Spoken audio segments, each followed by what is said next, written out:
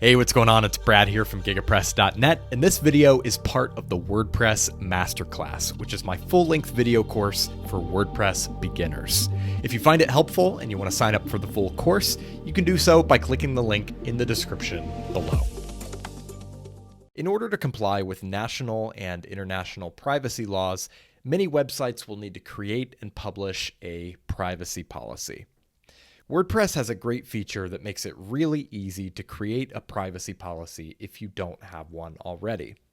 So if you click Privacy under the Settings menu, you'll see this page, and you can click Create to start creating a privacy policy page. What this is going to do is it's going to analyze your current WordPress configuration, including your current theme and your plugins, and it's going to create a customized privacy policy with suggested text for each major section. So you can use this as is.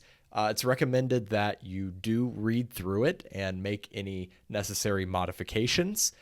But this is a really handy way to accurately disclose how you are collecting and using your visitors' personal information. Once you've made any necessary modifications to your privacy policy, you can publish the page. And then later on, you may want to add it to a navigation menu, such as in your website's footer. So I'm going to go ahead and publish this, although we do want to remove the suggested text. And again, you do want to go ahead and read through this, make sure that everything is accurate.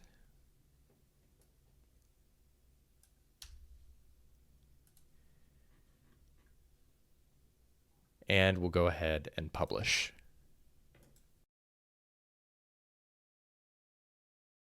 Thanks for checking out this video. As I mentioned at the top, this video is part of my WordPress Masterclass, which I've designed to be the definitive beginner's guide to building beautiful, functional websites with WordPress.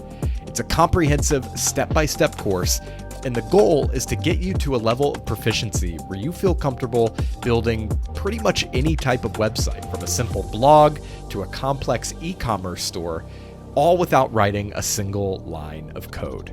If you want to check it out, there's a link in the description below.